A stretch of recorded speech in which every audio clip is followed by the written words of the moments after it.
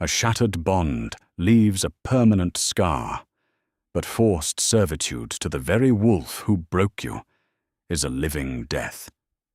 Relegated to the shadows of the Ironhook, keep one rejected female thought her life was over, until a foreign king stepped through the great hall doors and breathed in.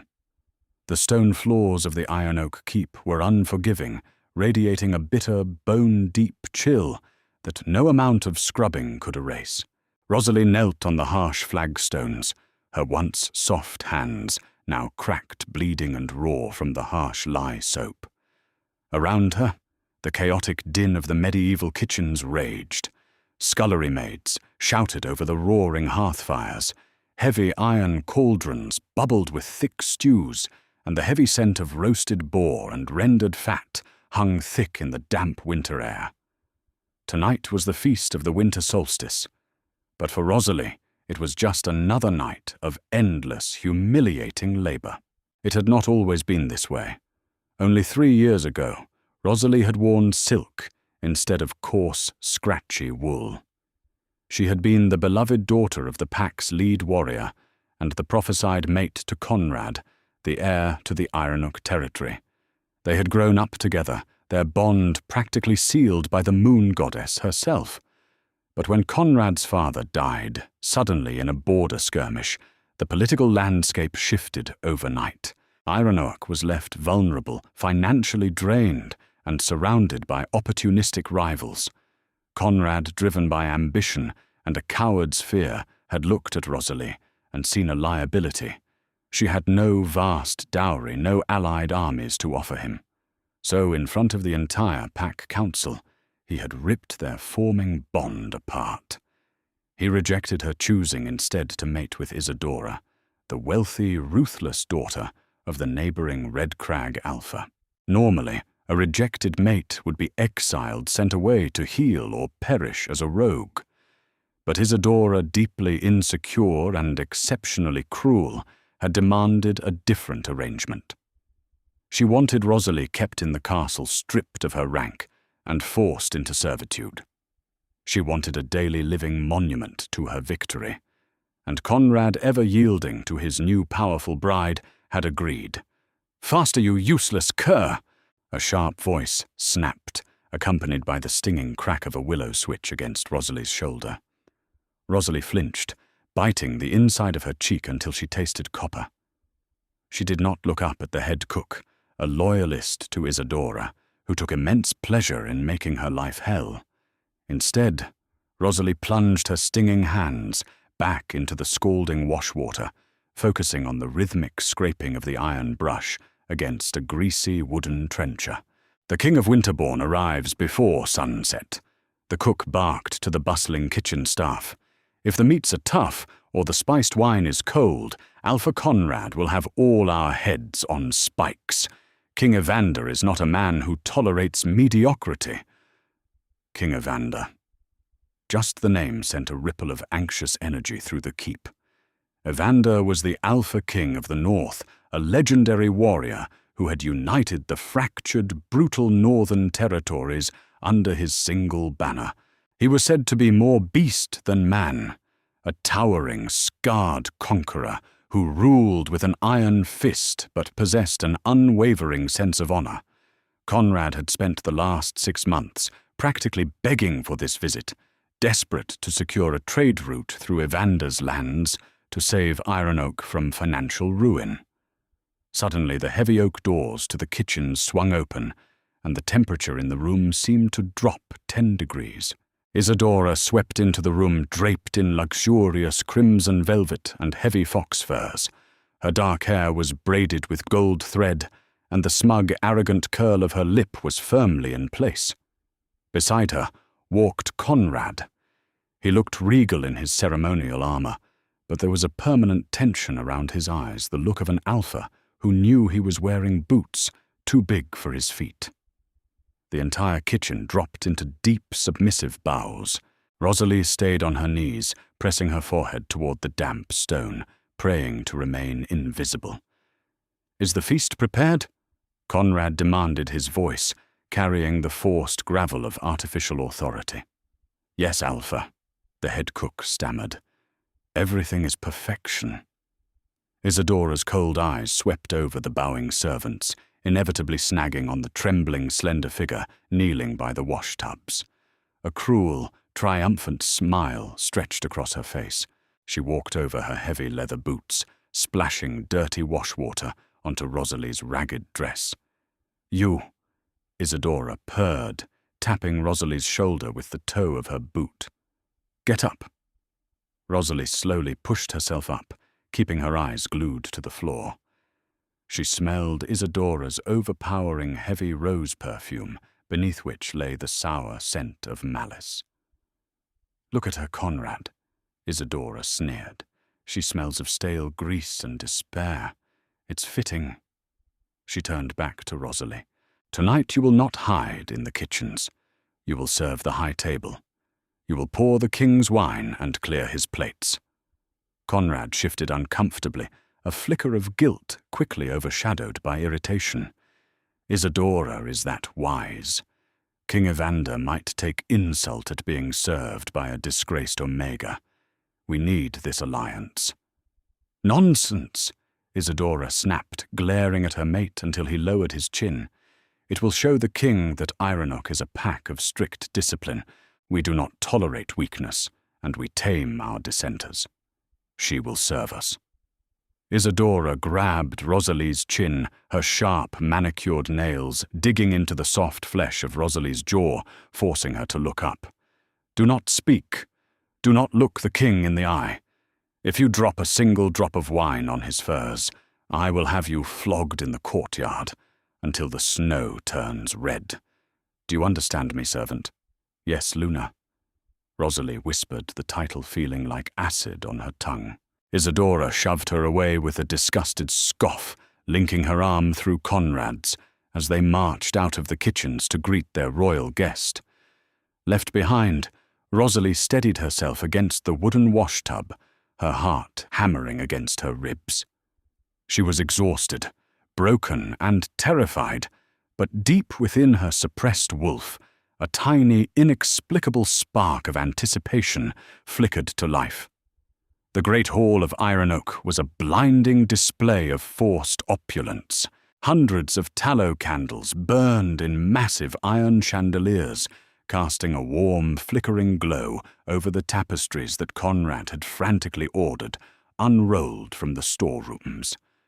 Long wooden tables groaned under the weight of roasted pheasants, massive wheels of sharp cheese and trenchers filled with spiced meats. At the high table seated upon a throne of carved oak sat King Evander. Rosalie stood in the shadows near the servants' entrance, clutching a heavy silver pitcher of hot, spiced wine, her hands shaking violently. From her hidden vantage point, she finally saw the legendary Northern King. Evander was massive, easily dwarfing Conrad, who sat nervously beside him. He wore dark, worn leather and heavy furs devoid of the flashy gold jewelry Conrad favored. His dark hair was swept back, revealing a rugged, handsome face marred by a jagged pale scar that slashed through his left eyebrow down to his cheekbone. But it was his aura that truly paralyzed the room. It was suffocatingly powerful, dark and calm, yet crackling with the suppressed violence of a true apex predator. Even the hounds begging for scraps beneath the tables dared not approach him. We are incredibly honored by your presence. King Evander. Conrad was saying, his voice overly loud as he attempted to play the jovial host. I trust the journey through the mountain pass was not too treacherous. Evander did not look at him. He stared straight ahead at the roaring fire, a cup of ale dwarfed in his massive scarred hand. The snow was deep, he replied, his voice a deep, resonant rumble that seemed to vibrate through the stone floor. My warriors are hardened to it. Your border patrols, however, were asleep when we crossed your western ridge. You have a vulnerability there, Alpha Conrad. Conrad flushed deep crimson, stammering an excuse about the winter holidays, while Isadora glared daggers at her mate. Wine! Isadora suddenly snapped, snapping her fingers toward the shadows where Rosalie hid. "Bring the king the mulled wine. Now." Rosalie took a deep breath, fighting the crushing urge to whimper under the heavy gaze of the room. She stepped out of the shadows.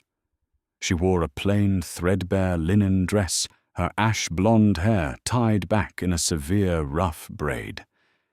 She kept her chin tucked to her chest, making herself as small as physically possible as she approached the high table. Every step felt like walking through deep mud. The air around the high table was thick with the suffocating sense of Conrad's anxious sweat, Isadora's cloying perfume, and something else. Something dark, intoxicating, and sharp. Pine needles crushed under heavy boots. Wood smoke. The crisp electric scent of an incoming blizzard.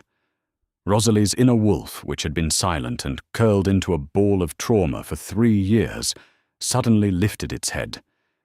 It scratched at the back of her mind, letting out a soft, frantic whine. She reached the high table, stepping up to Evander's right side. Her hands trembled as she lifted the heavy silver pitcher, carefully tilting it to fill his empty goblet. At that exact moment, King Evander inhaled. He froze.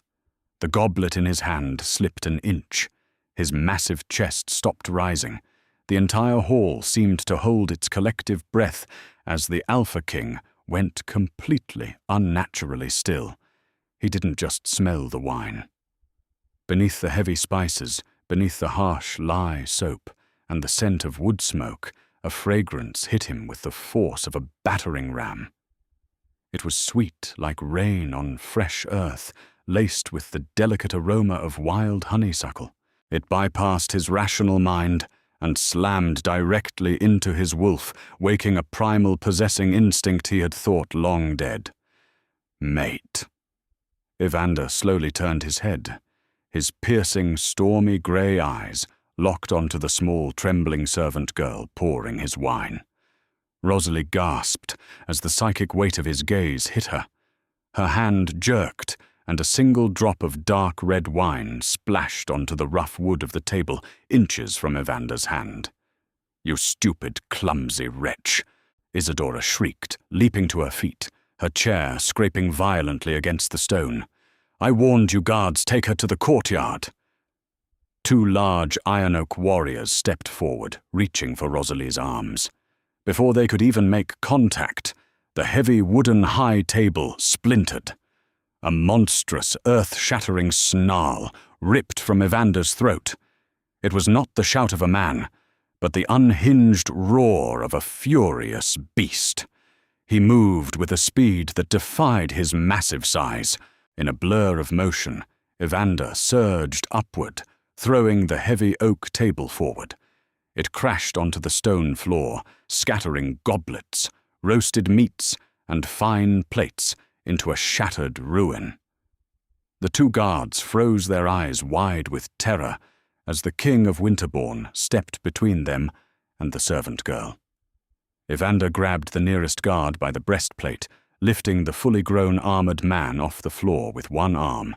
"Touch her," Evander growled his voice, dropping into a demonic, dual-toned timbre that made every wolf in the room submit instantly, "and I will tear your arms from their sockets and beat you to death with them." He casually threw the guard backward. The man crashed into a stone pillar and slumped unconscious. The great hall descended into absolute terrified silence. No one breathed. Conrad was plastered against the wall, his face devoid of color, while Isadora stood trembling, her arrogance entirely evaporated. Evander turned his back on the room, completely ignoring the chaotic mess he had just created. He looked down at Rosalie, who was flattened against the wall, her chest heaving, the silver pitcher clutched to her chest like a shield. The terrifying, murderous aura surrounding the king vanished instantly. His stormy eyes softened, dilating until they were almost entirely black. Slowly, deliberately showing he was no threat, Evander reached out.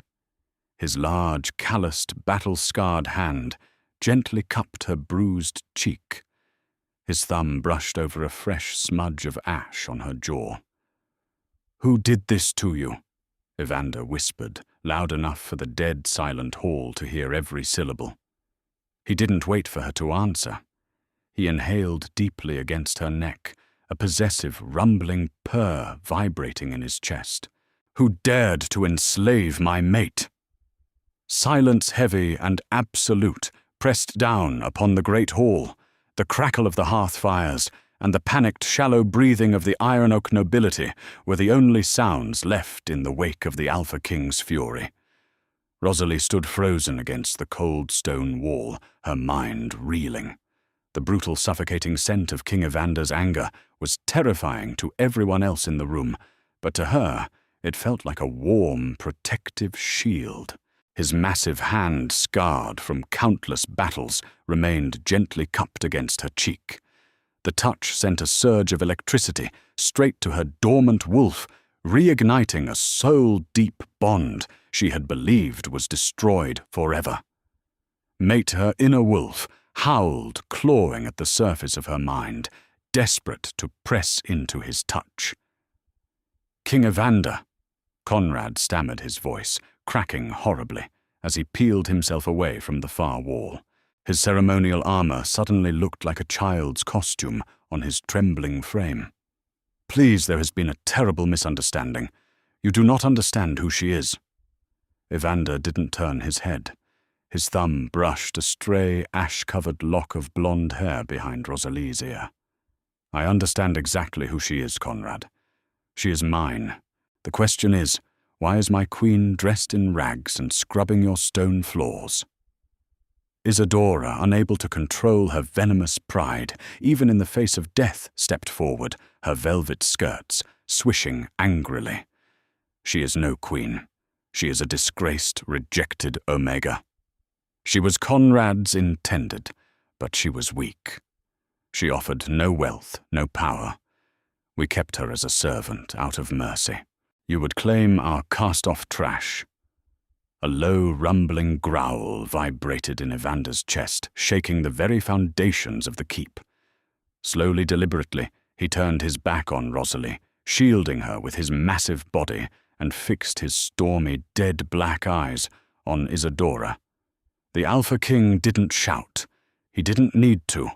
He unleashed the full, suffocating weight of his alpha aura, weaponizing his dominance. It hit the room like a physical shockwave. Isadora gasped, her hands flying to her throat as her knees buckled. She hit the stone floor with a sharp crack, forced into a deep, humiliating bow by the sheer psychic pressure of Evander's presence. Around her, dozens of Iron Oak elites collapsed to the ground, whining in involuntary submission. Even Conrad fell to one knee, sweating profusely, his teeth grinding as he fought the urge to press his forehead to the dirt. "Trash." Evander's voice was a lethal whisper that carried to every corner of the frozen hall. "You speak of weakness, little Luna, yet you kneel before me while she remains standing." Evander took a slow, menacing step toward the high table. "Do you think I am blind, Conrad? Do you think the North does not keep records of the ancient bloodlines? I know exactly who this female is. Her father was your pack's greatest commander. Yes, but her mother belonged to the House of Lancaster, one of the oldest, wealthiest private estates in the Western Territories, possessing the purest alpha blood left on this continent."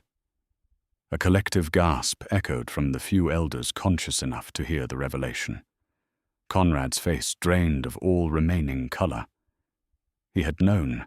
He had always known that Rosalie's mother possessed the Lancaster lineage, but because the estate's wealth was locked in a centuries-old trust, he had deemed her useless for his immediate political ambitions. He had buried her identity to justify discarding her for Isadora's accessible gold. "You rejected a female of the Lancaster estate." Evander continued, his voice dripping with dangerous contempt. "You stripped her of her titles, stole her dignity, and forced her into servitude because you were too much of a coward to earn her inheritance and too greedy to wait. You are no alpha. You are a parasite." Evander unfastened the heavy silver-wrought clasp at his throat. He swung his massive fur-lined cloak off his broad shoulders and turned back to Rosalie. With striking tenderness that completely contradicted the monster he had just been, he wrapped the heavy black sable around her trembling shoulders. The cloak dwarfed her, dragging on the floor, but it enveloped her in his intoxicating scent, pine wood smoke, and absolute safety. "You are freezing, little wolf," he murmured softly, tying the clasp to secure it around her neck. Rosalie finally found her voice. It was raspy from disuse and thick with unshed tears. They made me watch."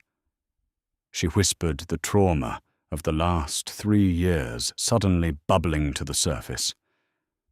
"They made me serve at their mating ceremony.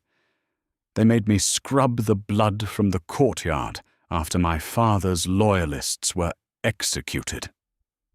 Evander's jaw clenched. The muscles in his neck strained against his skin as his eyes flashed with murderous intent.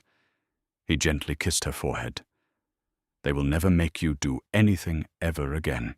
He turned back to the groveling alpha and his sobbing mate. "Conrad of Iron-Oak," Evander's voice boomed with finality. "Hear my judgment." Conrad flinched, looking up with wide, pleading eyes. "Please, Your Grace, I offer my deepest apologies. Take her as a gift, with my blessing. I will pay any bride price." "You have nothing I want," Evander interrupted ruthlessly. "I came to Iron-Oak to negotiate a trade treaty. I came to open the northern mountain passes to your merchants to save your pathetic freezing pack from the starvation your incompetence has caused." Evander looked around the opulent, excessively decorated hall at the wasted food and the ostentatious tapestries. "You starved your people to throw a feast, hoping to impress me. But all you have shown me is a pack rotting from the inside out." Evander stepped forward, his boot crushing a silver goblet into flat metal. "There will be no treaty. The northern passes remain closed to Iron-Oak. Any merchant bearing your crest who steps foot in Winterborn territory will be executed and their goods burned. I am cutting off your supply lines to the eastern ports, and I am sanctioning your borders." "No!" Isadora shrieked, scrambling forward on her hands and knees, her perfect braids ruined and her velvet dress soaked in spilled wine. "You cannot. We will be ruined. The neighboring packs will invade us before the spring thaw." "Then you had better learn to fight, Isadora," Evander said coldly. "Because you have no allies in the north. And if I hear that a single hair on the head of a Lancaster loyalist is harmed in the aftermath of my departure, I will return with my armies, and I will burn Iron-Oak to the bedrock." The poetic justice hung heavy in the air. Conrad had rejected his fated mate to secure his pack's wealth and power. Now, because of that very rejection, he had doomed his pack to absolute financial and political ruin. Evander offered his arm to Rosalie. "Come, my queen. This place reeks of decay. It is time you saw your true home." The journey from the great hall to the courtyard felt like a surreal dream. Rosalie walked beside King Evander, her small hand resting securely on his massive leather-clad forearm. The heavy sable cloak dragged behind her, a physical manifestation of her new, undeniable status. Every servant, every guard, and every noble who had spent the last 3 years spitting at her feet, kicking her when she scrubbed the floors or ignoring her suffering, now fell to their knees as she passed. The power reversal was absolute and terrifyingly swift. When they reached the massive oak doors of the keep, the biting winter wind howled, whipping snow across the cobblestones. In the center of the courtyard waited Evander's royal carriage, a massive, reinforced transport, pulled by 6 midnight black draft horses, surrounded by a dozen of his elite northern guard. Before they stepped out into the blizzard, A pathetic, desperate sound echoed from behind them. "Rosalie, wait, please!" It was Conrad. He had managed to crawl his way through the stunned crowd, his armor clanking awkwardly. He scrambled to his feet, ignoring the disgusted glares of Evander's guards. "Rosalie, you must speak to him." Conrad begged, his eyes darting frantically between his former mate and the imposing Alpha King. "We were friends once.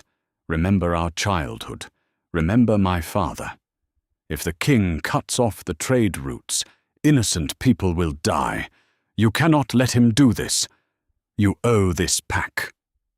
Before Evander could draw his sword to strike the man down, Rosalie placed a gentle hand on her mate's chest, stopping him. She turned to face the man who had broken her soul.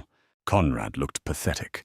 The arrogant, posturing alpha was gone, replaced by a desperate, crumbling boy who realized he had just destroyed his own legacy. "I owe this pack nothing." "Conrad," Rosalie said, her voice steady and clear, ringing out over the howling wind. "My father bled for Iron Oak. I bled for Iron Oak. And in return, you stripped me of my dignity because you were afraid of a woman whose bloodline was stronger than your own." Isadora appeared in the doorway behind Conrad, shivering violently in the cold, her face streaked with ruined makeup and tears of bitter humiliation. Rosalie's gaze shifted to the woman who had made her life a living hell. "You wanted a monument to your victory, Isadora," Rosalie said, quoting the cruel Luna's own words back to her. "You wanted me in the keep so you could look at me every day and feel powerful. Well, take a good look, because this is the last time you will ever see me, and my departure is the monument to your ruin. May the moon goddess grant you exactly the mercy you showed me." Isadora let out a choked sob, sinking against the heavy wooden doorframe as the reality of her impending downfall crashed over her. Rosalie turned her back on them both, forever severing the chains of her past. Evander's chest rumbled with a deep, approving purr. He lifted her effortlessly, setting her into the plush, velvet-lined interior of the carriage before climbing in beside her and slamming the heavy door shut. "Move out!" commanded the captain of the Northern Guard, and the carriage lurched forward, the massive wheels crunching over the snow-covered cobblestones, leaving the crumbling keep of Iron Oak behind. Inside the carriage, it was astonishingly warm. Heated stones sat in iron braziers at their feet, and the thick leather walls kept the howling blizzard at bay. As they passed through the outer gates, the tension that had held Rosalie's body rigid for 3 long years finally snapped. She collapsed back against the velvet cushions, her entire body shaking as a sudden violent sob ripped from her throat. It was not a sob of sorrow, but the agonizing, overwhelming release of a trapped animal finally set free. Evander moved immediately. He pulled her across the carriage and into his lap, wrapping his massive arms around her. He buried his face in her ash-blonde hair, breathing in the scent of rain earth and honeysuckle, ignoring the harsh undertones of lye soap. "You are safe," he murmured fiercely into her ear, his deep voice acting as a balm to her fractured soul. "You are safe, my beautiful mate. Cry. Let it all out. They will never touch you again." For hours, as the carriage climbed higher into the treacherous snow-capped mountains toward the domain of Winterbourne, Rosalie wept into the chest of the Alpha King. And for hours he held her, rocking her gently, his healing alpha energy washing over her battered spirit, knitting her broken pieces back together. By the time they crossed the northern border, the sun was beginning to peek through the heavy snow clouds, casting brilliant rays of gold across the icy landscape. Rosalie had stopped crying. She rested her head against Evander's shoulder, watching the pristine, untouched snowdrifts roll by. "My kingdom is harsh, little wolf," Evander said softly, pressing a kiss to her temple. "The winters are long, and the nights are dark. But my people are loyal. They value strength of spirit above all else. When they learn who you are, when they see the fire in your eyes that I saw today, they will worship the ground you walk upon." Rosalie tilted her head up, looking into the stormy grey eyes of the man who had altered her destiny with a single breath. The fear and submissiveness that had defined her for years were gone, replaced by the quiet, rising strength of the Lancaster bloodline. "Then we will keep the fires burning bright," she whispered, raising her hand to trace the jagged scar on his cheek. Evander smiled a breathtaking, genuine smile that transformed his intimidating face into something devastatingly handsome. He leaned down, capturing her lips in a deep, searing kiss that sealed their bond, promising her a future where she would never again kneel in the shadows but reign forever in the light. Did the satisfying downfall of Conrad and Isadora leave you cheering for our new winterborn queen? There is nothing better than watching cruel bullies finally get the karma they deserve, especially when a fiercely protective alpha king steps in. If you loved this tale of ultimate revenge and true fated mates, please hit that like button, share the video with your friends. And don't forget to subscribe to the channel for more epic werewolf drama every single week.